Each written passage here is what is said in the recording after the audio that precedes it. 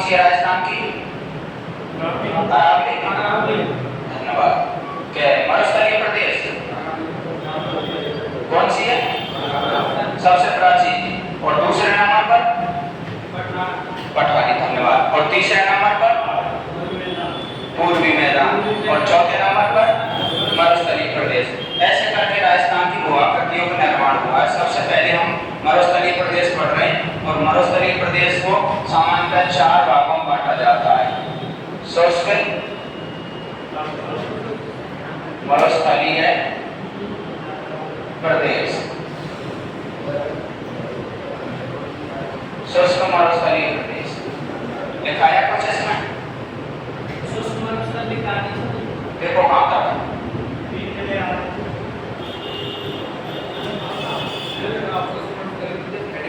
Heading कर भाई लिखो।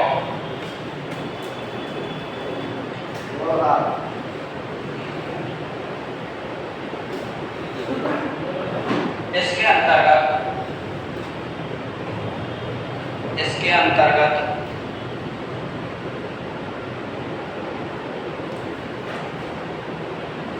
बाड़मेर, इसके अंतर्गत बाड़मेर, जैसलमेर, बीकानेर, बाड़मेर, जैसलमेर, बीकानेर और चोरू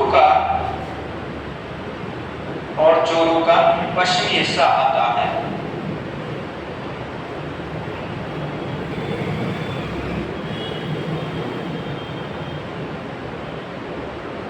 और चोरू का पश्चिमी हिस्सा आता है। यहाँ पर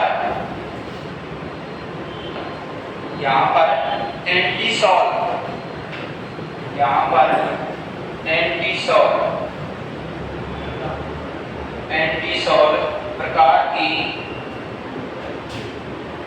मृदा पाई जाती है। एंटीसोल प्रकार की मृदा पाई जाती है। इस क्षेत्र में वर्षा का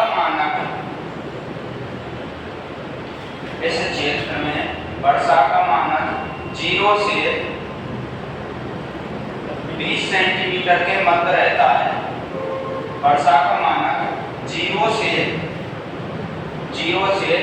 20 सेंटीमीटर के मध्य रहता है। 0 से 20 सेंटीमीटर के मध्य रहता है। यहाँ पर मरोदभिद वनस्पति पाई जाती है। हाँ, यहाँ पर मरोदभिद वनस्पति, ये वनस्पति ऐसी होती है। एक मिनट देखो मत सुनो। मरोदभिद वनस्पति को कहते हैं शुष्क कटिबी झाड़ियाँ, यानी वृक्ष नहीं होते। वर्षा की कमी के कारण वृक्ष हो नहीं पाते, केवल झाड़ियाँ होती हैं, जिनको झाड़ बोलते हैं, झाड़ियाँ बोलते हैं। वो ही प्रकार की वनस्पति पाई जाती है। फिर इसके दौरान और एक प्रकार के जैसे डंडा धूमे कीकल बेर ऐसे सारे वृक्ष पाए जाते हैं, इन्हें शुष्क वनस्पति भी कहा जाता है। तो यहाँ आगे देखो, मरोदभिद प्रकार की वनस्पति पाई जाती है। मरोदभिद प्रकार की वनस्पति पाई जाती है।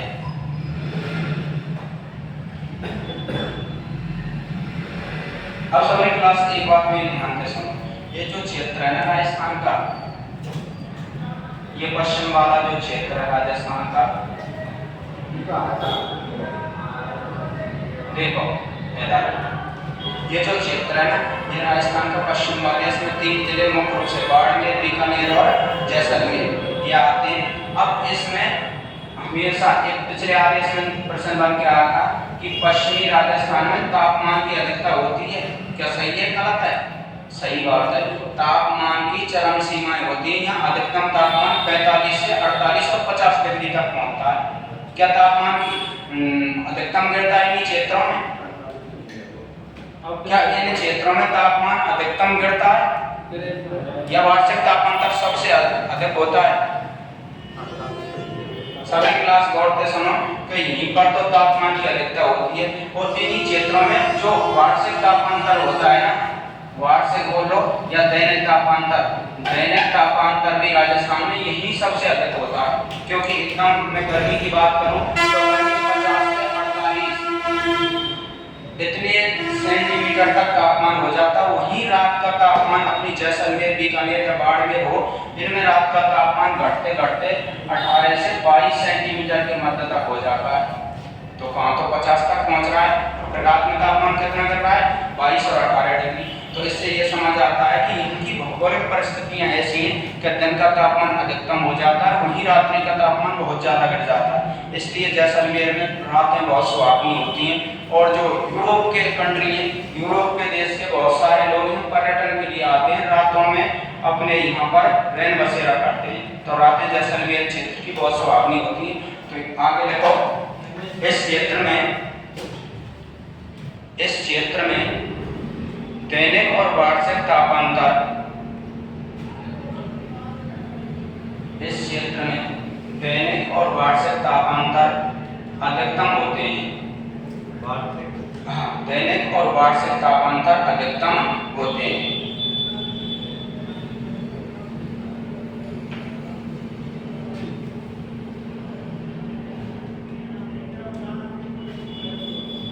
आगे देखो, वनों के रूप में कटीली झाड़ियां पाई जाती हैं। कटीली झाड़ियां पाई जाती हैं।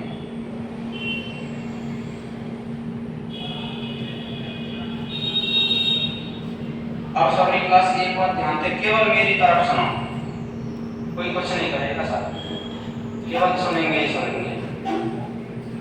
देखो ये जैसलमेर है, कौन सा जिला है? जैसलमेर। अरे वो धन्यवाद यार, आज तो कोई ओवरडू हो जाए।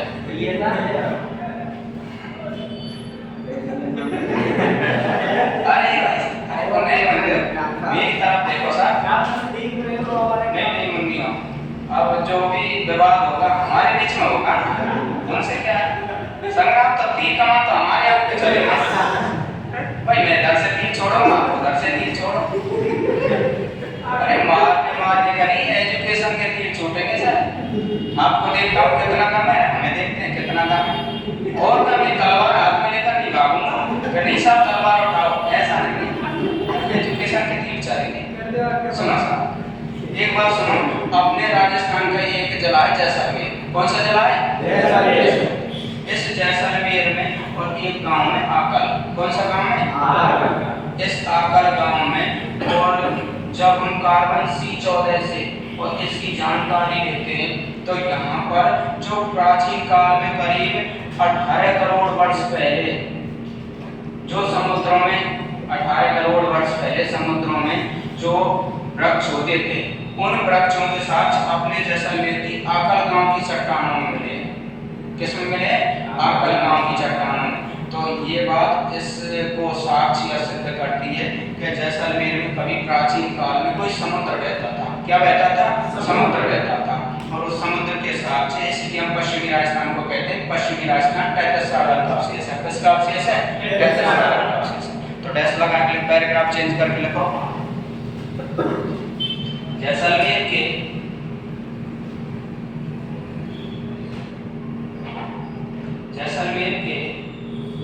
आकल गांव में विश्व के जैसलमेर के आकल गांव में विश्व के प्राचीनतम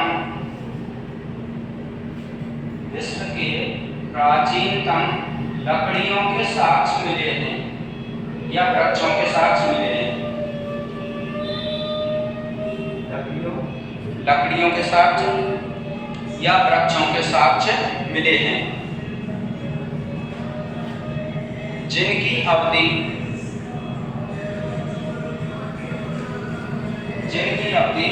18 करोड़ वर्ष प्राचीन, जिनकी अवधि 18 करोड़ वर्ष प्राचीन है। 18 करोड़ वर्ष प्राचीन है। अब सभी क्लास ध्यान से सुनो एक बार बोर्ड की तरफ। ये जो अपनी अवधि है 18 करोड़ वर्ष पहले, यहाँ हम टाइम पीरियड को लेते हैं जुरेसिस। अब कभी एक मूवी देखियो, इंग्लिश मूवी है जुरेसिस पार्क। वह जुरेसिस पार्क में विश्व का प्राचीनतम एक सर्प होता था एनाकोंडा, जो दुनिया को विशाल सर्प कहलावा है। विशाल सर्प होता था और इन विशाल सर्पों की प्रजाति या जनन उन्हीं क्षेत्रों में होता है जहाँ वर्षा की अधिकता होती है, 12 मास वर्षा होती है। और विश्व के विशाल सागरीय झील क्षेत्र होते हैं या महासागरीय क्षेत्रों में ये सर्प उत्पन्न होता है, 12 मास वर्षा वाले क्षेत्रों में ही रहता है। तो ये बात भी इसको सिद्ध करती है। अपने जैसलमेर जिले में कोई क्या था, समुद्र था। ये दूसरा साक्ष्य है। और यहाँ टाइम पीरियड लिखो डैश लगा के, आगे पैराग्राफ चेंज करके लिखो। आकल गांव का संबंध जुरेसिस काल से संबंधित है। आकल गांव का संबंध जुरेसिस काल से संबंधित है। जुरेसिस काल से संबंधित है। क्लियर? अब कल अपना एक एलडीसी एग्जाम हुआ था और एलडीसी के एग्जाम में क्लियर पूछा गया था कि अपना जो एलडीसी आकल गांव है, आकल गांव का संबंध किस टाइम पीरियड से? तो जुरेसिस काल के साथ है। कौन से काल के साथ है? जुरेसिस काल के साथ है। और जुरेसिस काल को बोलते हैं समुद्री अफवाहों का क्षेत्र। उस टाइम राजस्थान के पश्चिम में समुद्र प्रवाहमान था, लहरा रहा था। तो ये पूछा गया था। इसके बाद अगला जो प्रश्न पूछा गया था उसे भी बताऊंगा।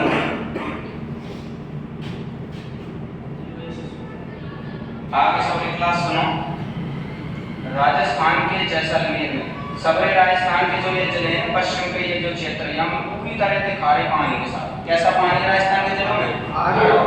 राजस्थान को 2022 के अनुसार 302 भूजल ब्लॉकों में बांटा गया है। कितने भूजल ब्लॉक हैं? 302 भूजल ब्लॉक हैं।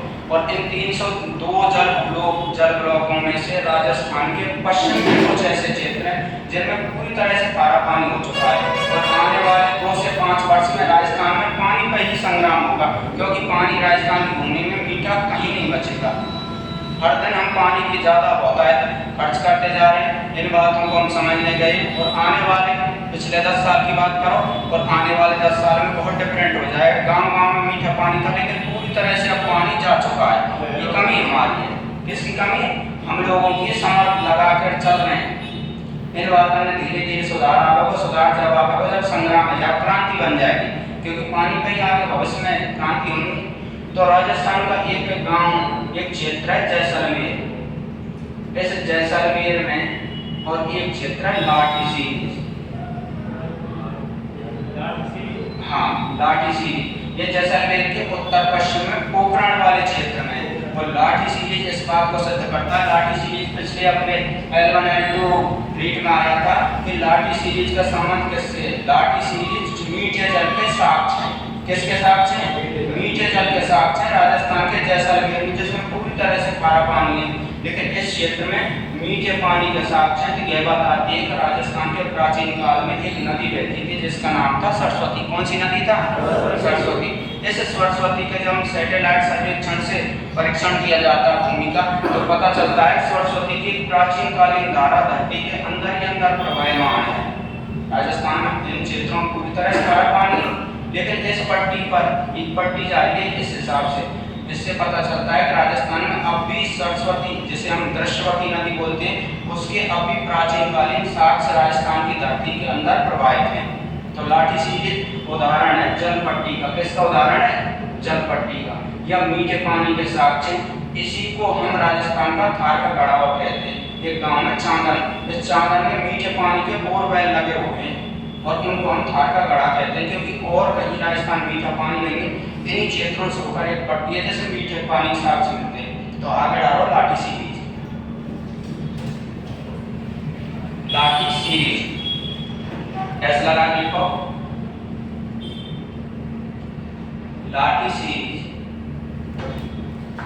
यह एक भूगर्भिक जल पट्टी है। यह ये एक भूगर्भिक जल पट्टी है, या और एक लिख लेना मीठे पानी के साक्ष्य, मीठे पानी के साक्ष्य, मीठे पानी के साक्ष्य। और ज्यादातर प्रश्न बन का आता है भूगर्भिक जल पट्टी बोलते हैं इसे, लाठी सीरीज को क्या बोलते हैं? भूगर्भिक जल पट्टी। आगे देखो 10 लगा के, चांदन गांव को, हाँ चांदन बोर्ड पे लिखो भाई, बहुत अच्छे। चांदन गांव को राजस्थान का, चांदन गांव को राजस्थान का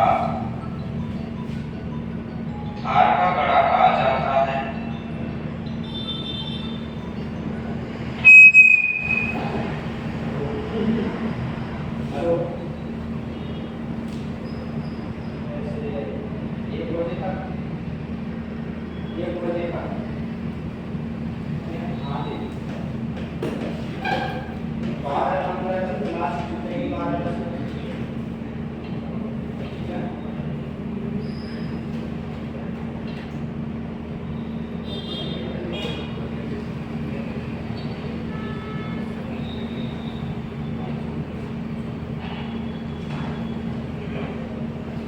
बहुत बड़ी फौजदारी तो ये सर्दी का सेटिंग बैठना है कि नाक पे लगाए थे तब यार को किसी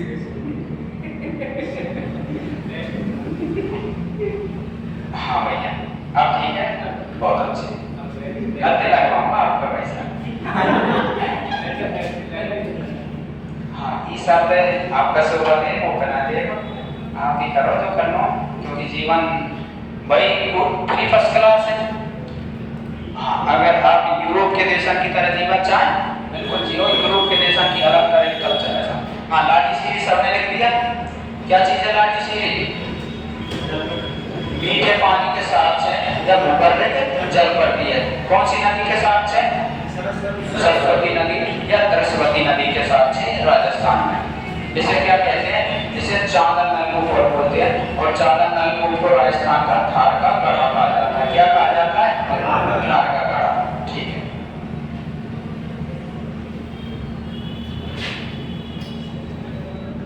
आगे देखो, इसी क्षेत्र में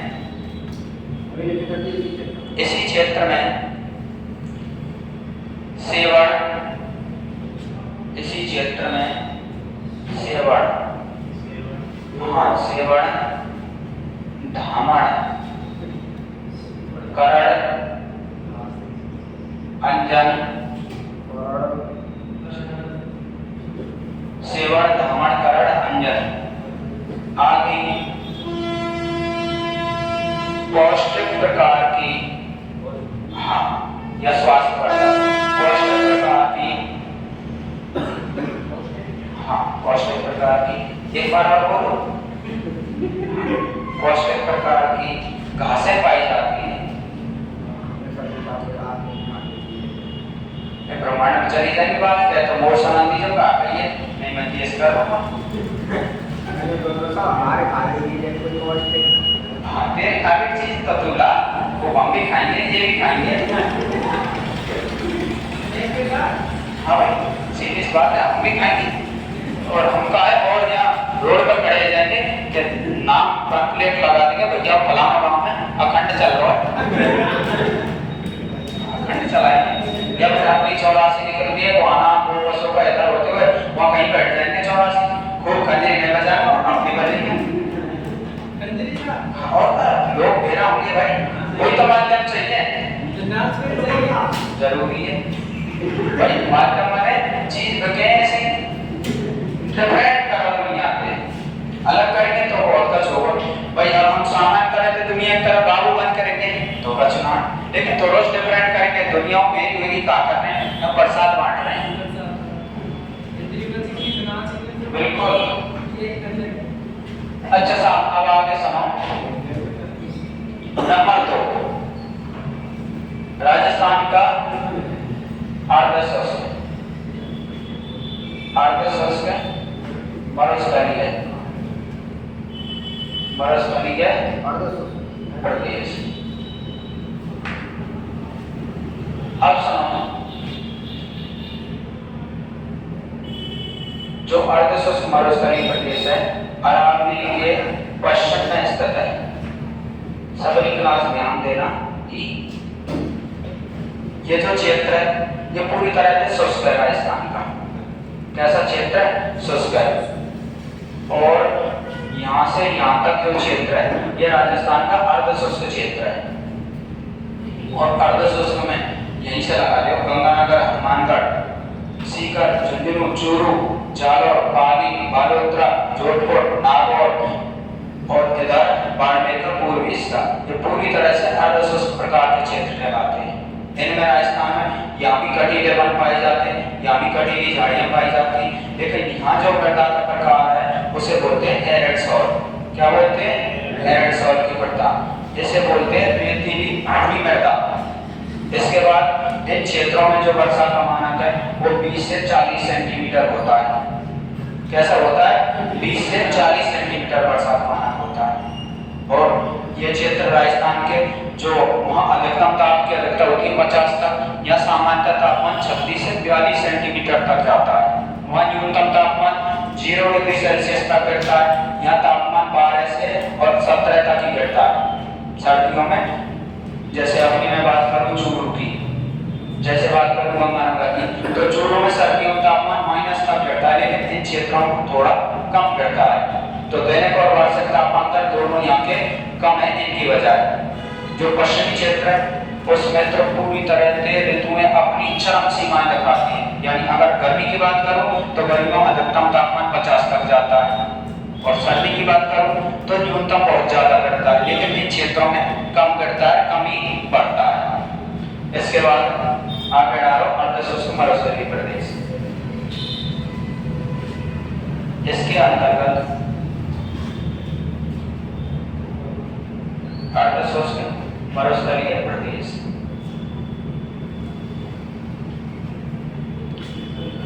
इसके अंतर्गत राजस्थान के सीकर, चूरू, सीकर, झुंझुनू, सीकर, झुंझुनू, नागौर, इसके अंतर्गत राजस्थान के सीकर, झुंझुनू, नागौर, जालौर, जालौर, पाली, जालौर, पाली, जोधपुर, बालोतरा, जोधपुर, बालोतरा, पाली, डीडवाना, कुचामन और ब्यावर आदि जिले आते हैं।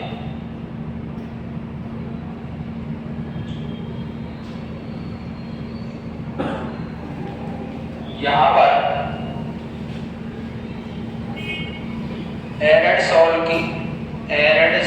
प्रकार की मृदा पाई जाती है। यहाँ पर एरिड सॉइल या एरिडी सॉइल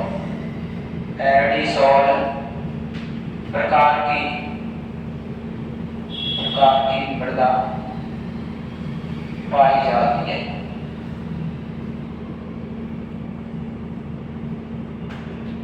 यहाँ पर एरिडी सॉइल प्रकार की मृदा पाई जाती है।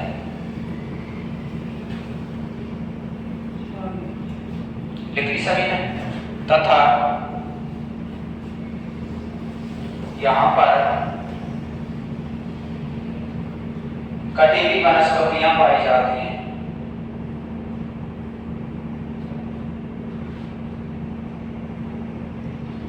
कटीली वनस्पतियां पाई जाती हैं। वर्षा का मानक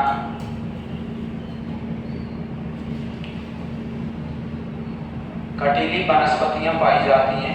वर्षा का मानक 20 से 40 सेंटीमीटर के मध्य रहता है। वर्षा का मानक 20 से 40 सेंटीमीटर के मध्य रहता है।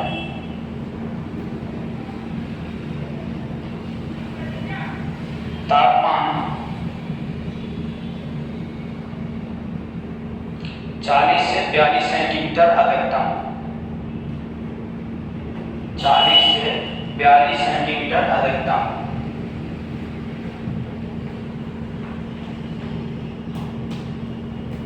40 से 42 सेंटीमीटर अधिकतम तथा न्यूनतम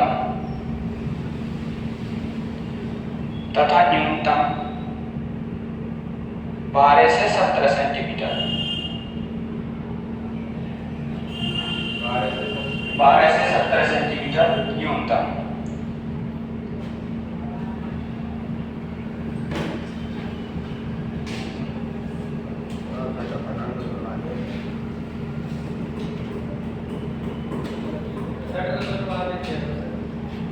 हाँ भाई,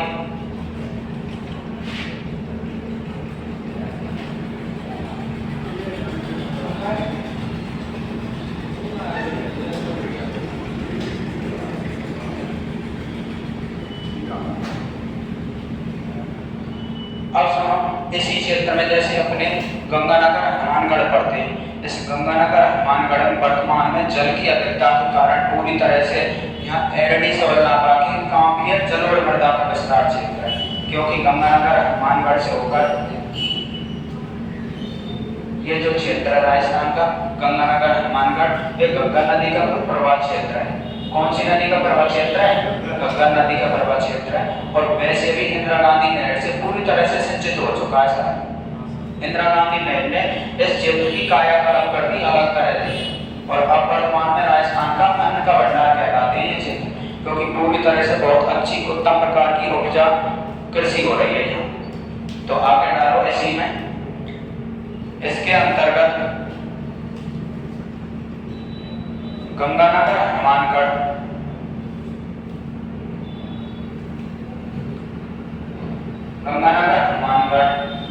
वाले क्षेत्र को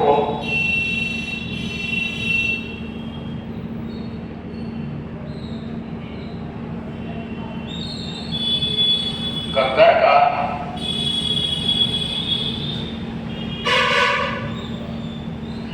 मैदानी प्रदेश कहा जाता है।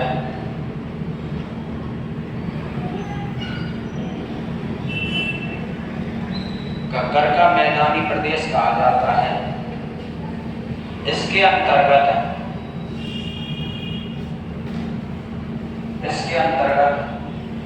राजस्थान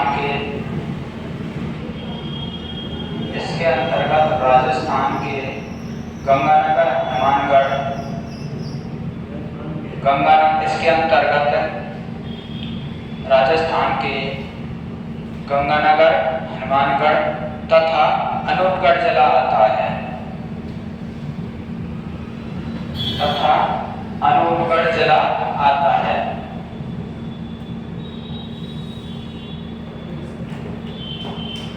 अनूपगढ़ जिला आता है। गग्गर के प्रवाह क्षेत्र को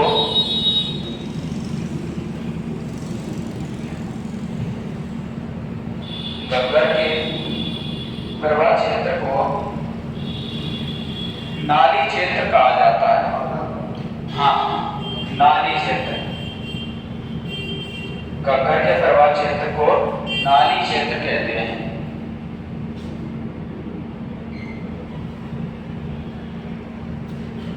नाली क्षेत्र कहा जाता है।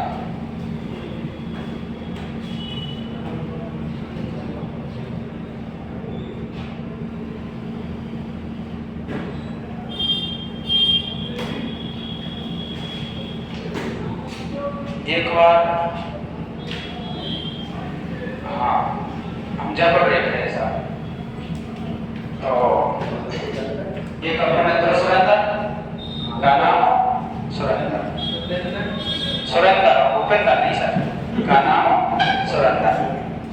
हाँ, या तो वही कम सुने या तेरी समझ कमजोर है। का नाम सुनो सुरेंद्र। तो सुरेंद्र बाबू कही के पंडित जी महाराज जैमे चल रहे हैं, और बिल्कुल साहब जैमे को तो हम आ गए बीसी का बेटे, ठीक है हम तैयार हैं, हमने कपड़ा पहन लिए तैयार। वन साहब इन कपड़ा थे, क्यों भैया काका? वन के एसडीएम में हमारे मित्र, इन कौन के मित्र? वन मेरे मित्र, और वे बहुत अच्छे हैं। कौन शादी है? मीणा की शादी है। और फिर वन साहब सूट बूट में भी किराए पे मिलेंगे, सूट बूट हम पे कहाँ है? हमने वो उधर किराए पर हायर कर ली, ले लिए और तैयार। मैं कि हाँ सुरेंद्र जी के मित्र हैं एटीएम साहब, कोई दिक्कत ना, चलो साहब। हम चले गए साहब। सुरेंद्र बाबू जो देखते ताकते, मैं नजर पहचानी, मैंने कोई तो दार बैठा रहो। सुरेंद्र बाबू इधर से उधर कैसे ताक रहे हैं, मेरी समझ बढ़ गई, जो भगवान ने जो कौन है, मैंने कोई तो दिक्कत है साहब। अब मैं तो जब घुस गए और साहब अपने लगा के खूब और करके खूब एक बनाए और ताने, ठीक है सर। अपन बकरी गली से निकल ली और हम जब गेट के बाहर पहुंच गए तो 2-3 आदमी ने, मैं देख रो चुप सी हूँ। अब सुरेंद्र बाबू दोनों हाथ पकड़ रखे, कोई तो मामलो। सुरेंद्र बाबू पकड़ रखे और कोट फोटो करवा दिए। आज ही नग्न अवस्था में सुरेंद्र बाबू पुणे आते, मैं भाई बहुत अच्छे, मैं क्लियर है कि दिमाग में, मैं कोई ना तो ना ऐसा फर्जी भी आए सुरेंद्र बाबू। और सुरेंद्र बाबू 2 दिन बाद पहुंच रहे, ना तो कमरा पे आए सुरेंद्र बाबू। 2 दिन बाद कह रहे पंडित महाराज बहुत तगड़ी मार लग गई। अरे नहीं सुरेंद्र बाबू कैसे, भाई साहब नाम का नाम है, बना नाम दे तक मैं जमा ले जाएगा। तो भैया आपने दोनों भैया कहीं आता अलीपुर पे कोई 9 दिन जुगाड़ आता है कि नहीं?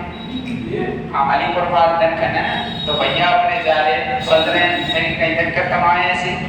और सुरेंद्र बाबू पर 2 दिन बासा मनवाए, दोनों दिन खुराक मिली, तीसरे दिन सुरेंद्र बाबू आए हमारे। ऐसे अपने सुरेंद्र भैया। अरे भाई साहब हमने तो फोन में चलिए वहां बोले कितना सुरेंद्र बाबू 3 और 4 और नेगा घुमाई में डाला दार में कार और एक बनाए दोस्त के चलो साहब आगे सुनो भाई। जल्दी पढ़ने से तब बतराओगे क्योंकि हाँ अरे बहुत सब काम करते हैं इन बातों में। तो व्हाट्सएप नंबर दो भैया, टाइमिंग रहेगी।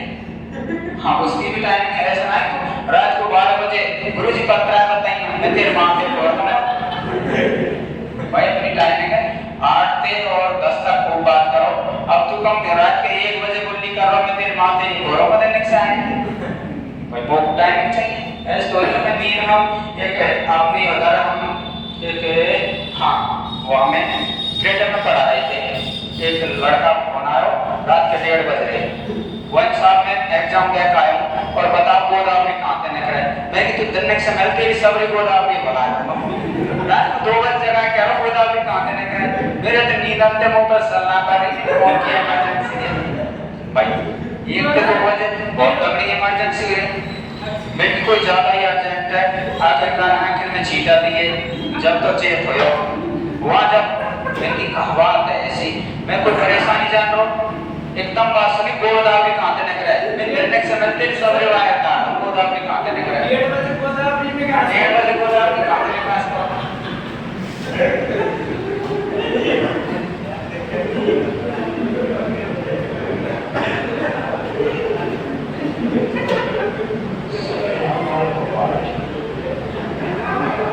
से कवाटी या बांका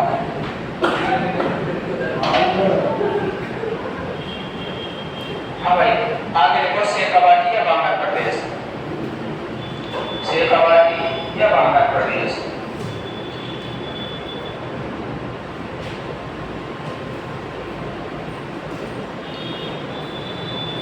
शेखावाटी या बांका प्रदेश इसके अंतर्गत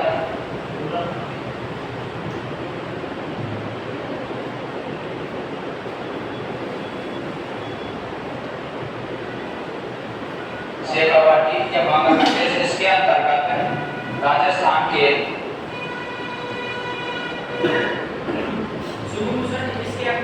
इसके अंतर्गत राजस्थान के अरावली पर्वतमाला के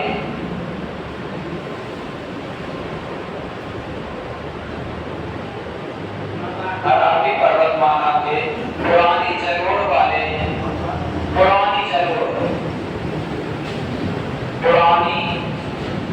जलोढ़ मिट्टी के क्षेत्र आते हैं। पुरानी जलोढ़ मिट्टी के क्षेत्र आते हैं। पुरानी जलोढ़ मिट्टी के क्षेत्र आते हैं। अब सभी क्लास मेरे साथ एक बात सुनाओ। खादर, बांगर, तराई और बहावर। देखो कभी सुने हो तुमने, जब हम भारत भूगोल पढ़ाएंगे, जब पढ़ाएंगे सब चीजें में, एक मैदान के निर्माण के लिए क्रमानुसार एक ऐसा, जब कभी नदियां और पहाड़ से निकले हैं ना, कोई नदी मान लो, जैसे कि कोई नदी है और पहाड़ से निकली और पहाड़ से निकलने के बाद और सागर में गिरे गए, झील और सागर में गिरे अधिकांश नदियां, या तो कोई बड़ी सी झील हो या सागर हो। तो मान लो अपनी जैसे कोई नदी है, मान लो हमने गंगा मान ली, और गंगा नदी अपनी एक तो धारा रेखा अलकनंदा, एक रेखा भगीरथी, ये दो धाराएं उत्तराखंड से निकले और उत्तराखंड, उत्तर प्रदेश, बिहार और बंगाल बहने के बाद एक छोटा सा देश आ गया बांग्लादेश, वहां में गंगा बहके हम वहां नाम पद्मा और लास्ट में सागर में गिर जाए और एक दुनिया को बड़ा सा डेल्टा बनावे जाए, सुंदरबन बोले, क्या बोले, सुंदरबन, दुनिया में सबसे बड़ा डेल्टा गंगा पैसा होती है। अब जब ये नदियां पहाड़ों से निकल जाती हैं, तो पहाड़ों के निकलने के बाद सबसे पहले बहावर प्रदेशों को निर्माण करें। काय को निर्माण करें? बहावर प्रदेशों को। बहावर प्रदेश में कहते हैं जब कोई नदियां अपने साथ बड़ी बड़ी शिलाएं, पहाड़, पत्थर बहा के लाती हैं और पहाड़ों पर नदियों का बहाव बहुत तेज होता है। कैसा होता है? तेज बहाव होता है। लेकिन धीरे धीरे जब नदियां अपनी आगे बढ़ती हैं तो बहाव कम हो जाता है, क्योंकि भूमि समतल होने लगती, पहाड़ तक जाएंगी, मैदान में आएंगी, तो बहाव समतल है जाता, अंदर ही भूमि वाले को से तराई बोलते हैं। और जैसे अपनी एक आकृति बने खादर और एक आकृति बने बांगर। जब नदियों का पानी 12 मास बाढ़ लाता है और वही मृदा से जो मैदान बनते हैं उनको खादर बोलते हैं। कभी गौर करिए, और जैसे उत्तर प्रदेश में जाते हैं तो उत्तर प्रदेश में जो अपनी गंगा को तंत्र है, जिन जिन गांवों से होकर पड़ता है उन खादर बोले हैं, उन क्षेत्र पंजाब में बेट बोले या खादर बोले उत्तर प्रदेश को।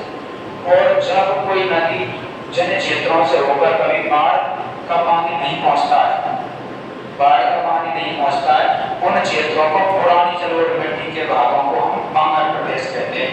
तो अपनी शेखावाटी पूरी तरह से बांगर प्रदेश है।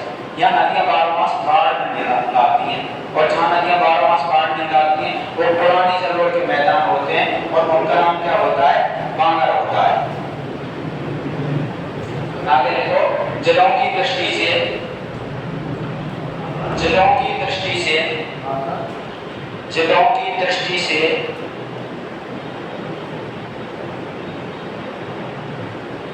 जिलों की दृष्टि से इसके अंतर्गत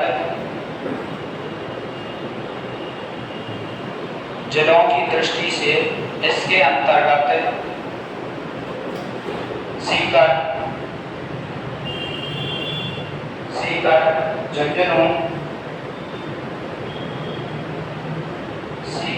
झुंझुनू, चूरू और नागौर का उत्तरी भाग आता है। हाँ, चूरू और नागौर का उत्तरी भाग आता है। नागौर का उत्तरी भाग आता है।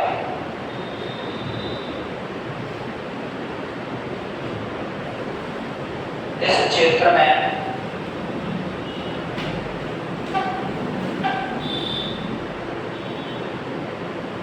नागौर तथा इस क्षेत्र में नागौर तथा अजमेर वाला जो हिस्सा है, नागौर तथा अजमेर वाला जो हिस्सा है, वहां के पानी में क्लोराइड की अधिकता होने के कारण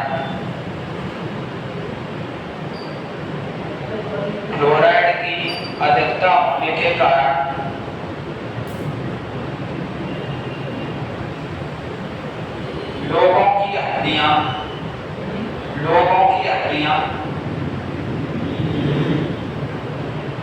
कम उम्र में ही बढ़ जाती हैं।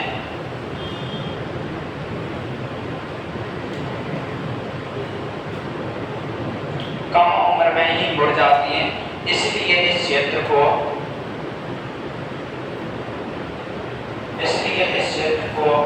राजस्थान की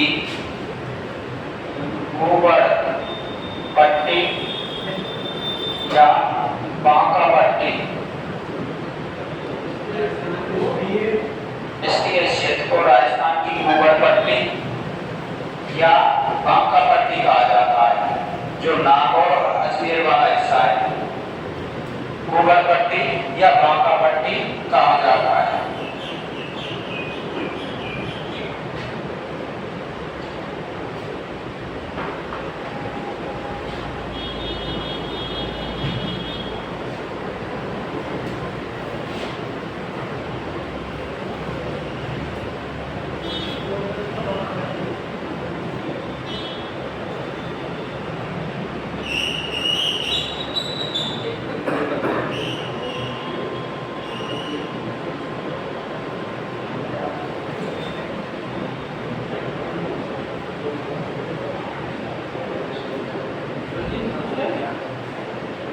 हाँ भाई बताओ, आगे देखो, लूनी बेसिन या गोड़वाड़ प्रदेश।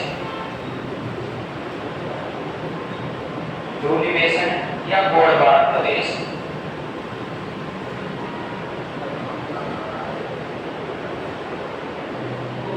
लूनी बेसिन या गोड़वाड़ प्रदेश।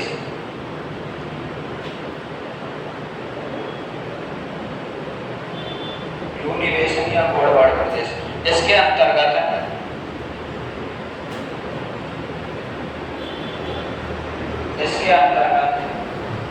राजस्थान के जालौर, सिरोही तथा पाली,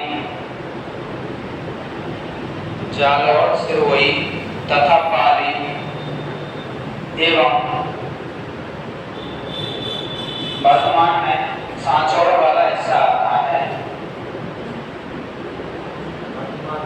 वर्तमान में सांचौर वाला हिस्सा आता है।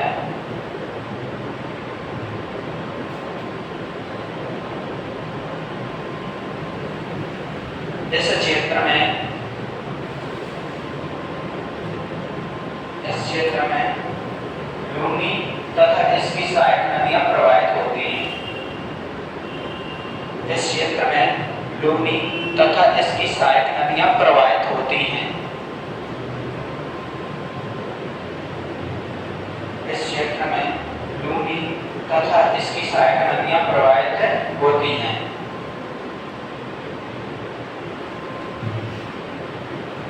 इस क्षेत्र में लूनी तथा इसकी सहायक नदियां प्रवाहित होती हैं। एक नोट लगा के लिखो, लूनी नदी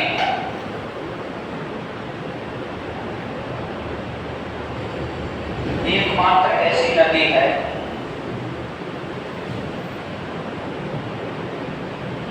लूनी एकमात्र ऐसी नदी है जो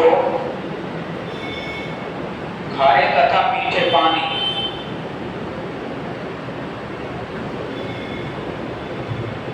दोनों प्रकार का जल रखती है।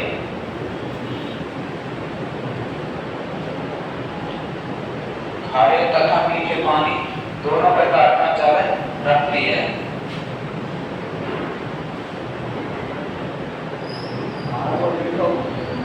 अब समझ सभी क्लास एक बार क्या लूनी जो नदी है नागपाड़ा जिले से निकलती है। यहाँ की दो धाराएं साबरमती, सरगावती, और आगे चल के एक गांव में गोविंदगढ़ अजमेर में, और गोविंदगढ़ अजमेर में दोनों धाराएं मिलती हैं। वहां से इसका नाम लूनी पड़ता है। और बागवतरा तक इसका पानी मीठा है, उसके बाद इसका पानी खारा है। तो ऐसे करके एकमात्र नदी है राजस्थान की जो दोनों तरह का पानी रखती है, खारा और मीठा। तो आगे देखो, लूनी का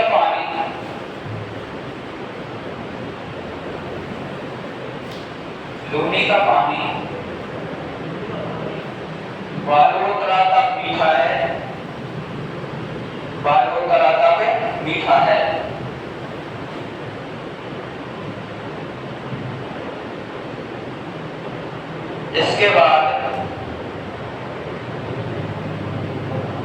इसके बाद यह खारी नदी हो जाती है।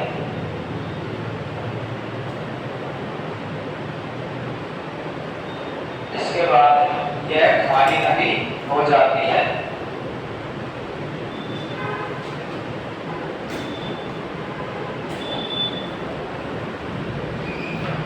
अब सुनो सभी क्लास, जो पश्चिमी राजस्थान है इसमें एक विशेष प्रकार की भूआकृतियां होती हैं जिन्हें हम स्तूप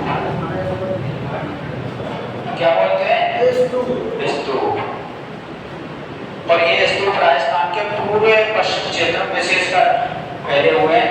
तो ऐसे करके राजस्थान में कई प्रकार के स्तूप पाए जाते हैं। जैसे मैं सबसे पहले बात करूं, रेखीवाल का स्तूप, अनुधैर्यवाल का स्तूप, तारावाल का स्तूप, सीपवाल का स्तूप, अवरोधीवाल का स्तूप, सफेदवाल का स्तूप। ये राजस्थान में मिट्टी से बनने वाली आकृतियां हैं। कोई खाने पीने की चीज ना है, बिल्कुल चुप लगाएंगे सर अभी कुछ बटा बना ऐसा कुछ ना है, केवल एक भूआकृतियां हैं। और कैसे बने, जब मिट्टी अपने संग हवा चलती है और हवा चलने के कारण मिट्टी के कारण और कहीं जमा एकत्रित हो जाते हैं और उनसे जो आकृतियां बनती हैं उनको हम स्तूप कहते हैं। यानी हवा अपने साथ मिट्टी को लेकर चलती है और कोई अवरोध आ जाए या कोई दीवार आ जाए या कोई प्राकृतिक कारक आ जाए और उनके कारण मिट्टी जमती चली जाए, जिसे निक्षेप कहते हैं। निक्षेपण के कारण जो भूआकृतियां बनती हैं उनको हम क्या कहते हैं, स्तूप कहते हैं। और सबसे ज्यादा राजस्थान में जोधपुर में, और सभी प्रकार के जैसे स्तूपों की बात करूं तो अपने जोधपुर में, और सबसे ज्यादा जैसलमेर में। और जैसलमेर में ही राजस्थान की ऐसी भूमि है जो वायु का स्तूप मुक्त भी है। राजस्थान के 41 गांव 50% भाग ऐसा है पश्चिमी शुष्क मरुस्थल का जिस पर कोई भी स्तूप नहीं है, और बाकी 60% भाग पर स्तूपों का विस्तार है, मिट्टी की आकृतियां होती हैं। तो कल यहाँ से आगे क्लास करेंगे, यहाँ तक हाँ देखा